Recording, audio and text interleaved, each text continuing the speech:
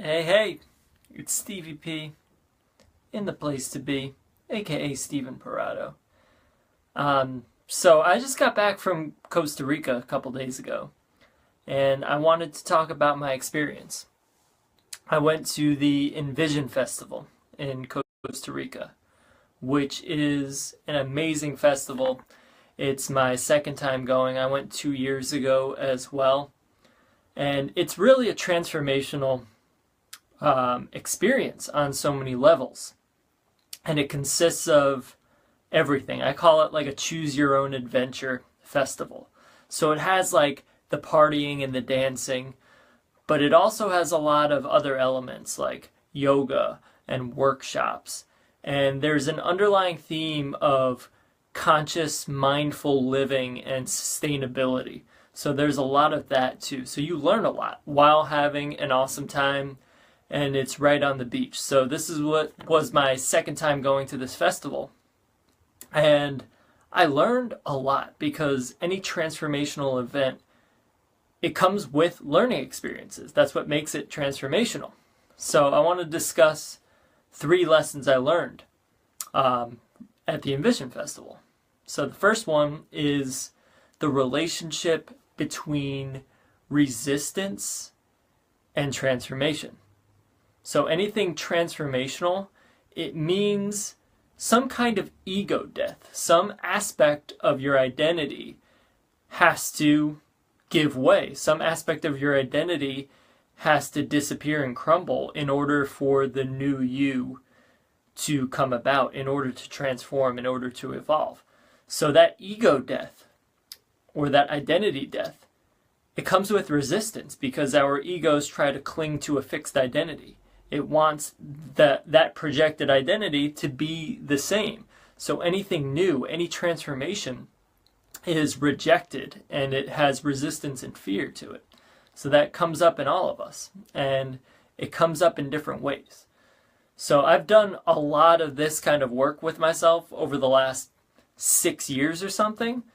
So most of the time it's very subtle resistances that come up right now, but they always come up to some extent. So here's the type of resistances that I faced over last week.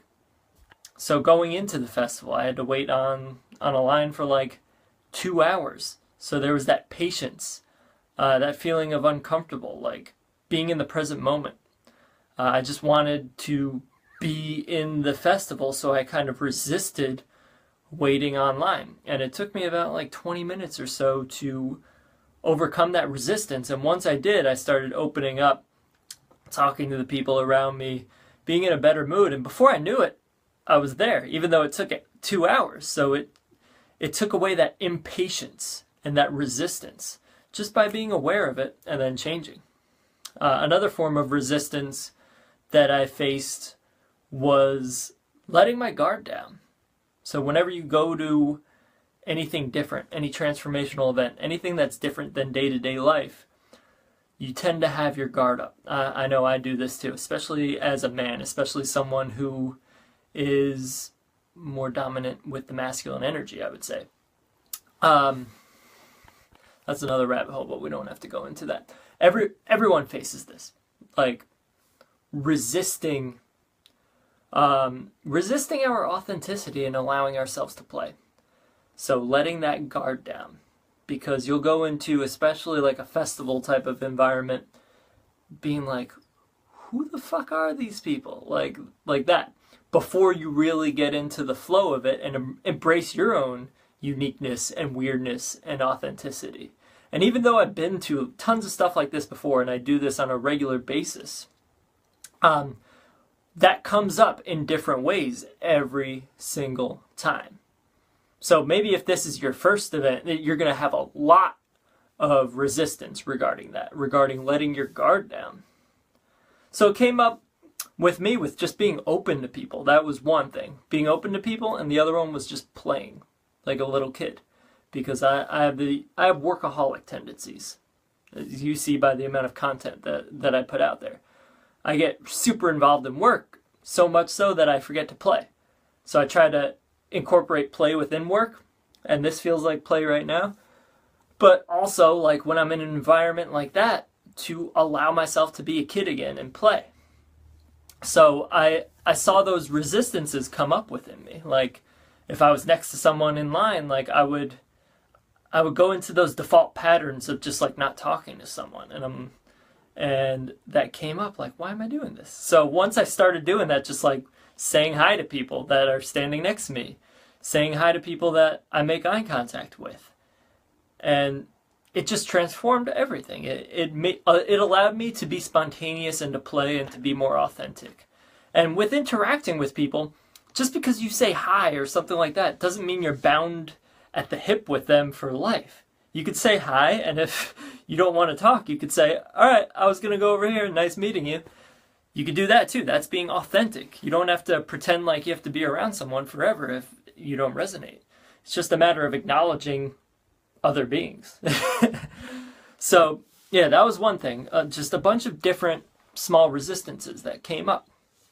And again, with any transformation, you will encounter resistance. So the resistance is equal and opposite to the level of transformation. Think about it like working out. In order to grow, in order to transform your body, you have to subject your body to resistance, and resistance that is new to it, either more intense or a novel kind of resistance, in order to get the effects of exercise. So that's a hormetic effect in that sense. So that applies universally. It applies to resistances and transformation in every aspect of life. So if you're facing resistance, you're probably going in the direction of some kind of transformation. So acknowledge that resistance and lean into it, work through it. So like I said, I was noticing resistance about letting my guard down around environments. So what did I do? I said hi to people. I started dancing whenever I heard music, like things like that, just to lean into the resistance. So the next lesson is, it's kind of an affirmation. Lost connection for a second. Is that I have value. That's the second lesson. So I realized this during the festival, and I realized this was a pattern for me. And this pattern was, whenever I would go to an event or something like that, I would see people speaking on stage, for example. And instead of approaching them, I would think, oh, I don't want to bother them. They're probably busy.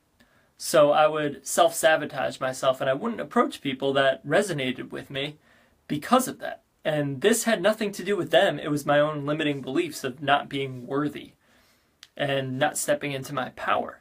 So at this event, if people were talking on stage or something, I went up and talked to them after, if they resonated with me. And I didn't approach it from a place of asking them for something or trying to take something or get something from them.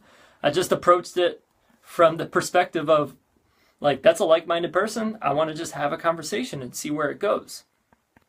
And there's nothing wrong with that. There's nothing wrong with going up and talking to people. The only wrong, or let's just say disharmonious, because labels are tough, is when you go up to someone with the intention of getting something out of them. That's being a parasite. Especially people who have influence. People are always trying to get something out of them. Like, hey, recommend my book because you have a big following. That's not the way to approach it. So I just went up to people and introduced myself and thanked them and had a genuine conversation. And it ended up being awesome. So I realized that that was a limiting belief for me and an excuse not to talk to people because I thought they don't want to be bothered. It's true that most people don't want you just parasiting off of them or trying to get something from them. But most people are open to like-minded people. They want to meet and connect with people and to have good conversations. So that was a bit of a paradigm shift, and that leads me into the third lesson I learned, and that's fully stepping into my power. So what I just talked about was an aspect of fully stepping into my power. And I got so many signs and confirmations of that. And it's basically what I just described. And I got a lot more signs by people I just talked to about fully embracing my authenticity, stepping into my power. And part of it is doing stuff like this, doing more videos, providing valuable content, doing live events. So I'm going to do more public speaking in the very, very near future, because I got that mission. My purpose is to spark the divine brilliance within millions of people. And this is one means of doing that. It's through video. I also, as you probably know, I love writing too. Writing is probably my main passion, but I like speaking. Speaking too. So this is fun. This is play for me. Just tossing around these ideas and these lessons. So those are the 3 lessons that I learned through Envision Festival and that I've been integrating and processing. So one is the relationship between resistance and transformation. 2 is the affirmation that I provide value. And 3rd is fully stepping into my power. And why am I telling you all this? It's not to brag, it's not just to tell my story, but because that you could hopefully learn something from it. So you could take these lessons and apply it to you, or you can go through your life, even daily life, see the lessons that present themselves to you as you go throughout your day, as you experience different things. There's a lesson in everything. And then maybe through the lessons that I just discussed, that might spark something for you. Maybe you're in the process of fully stepping into your power. Maybe you're facing resistance right now. Maybe you don't feel worthy enough to approach someone. But the thing is that you have the potential to step into your power. You can work through that resistance. You are worthy no matter what. So those are things that can't be taken from you. And there was one other thing that I wanted to discuss about the Envision Festival, and that was the presence of cryptocurrency. When I was buying tickets, I noticed that they had this little thing that said, "We accept Bitcoin." So they started taking Bitcoin to purchase tickets this year, which was really interesting. And they didn't have ATMs on the on the premise, not the presence. So they didn't have any ATMs, but they had one Bitcoin ATM, which was awesome. I took a picture of it, and I'll share that one soon. So that was really awesome to see. And cryptocurrency, as a lot of you know, is something that I've been super interested in over the last few months. I've been going deep down the rabbit hole since September. And so I've been learning a lot. I'm fascinated by the technology. I'm fascinated by the implications of it and how it's a platform that can help us create a decentralized world of more freedom and enable a lot of us to spread our gifts more readily and help each other and level the playing field on a global scale, which is awesome. Everything that the internet has done for information, cryptocurrency is doing for value, and blockchain is doing for a lot of other industries. So the implications are just vast. And there were a few workshops on crypto. People were talking about crypto during their presentations, like Derek Bros, for example. He runs the Conscious Resistance. He's an awesome guy. He's one of the people that I went up and talked to.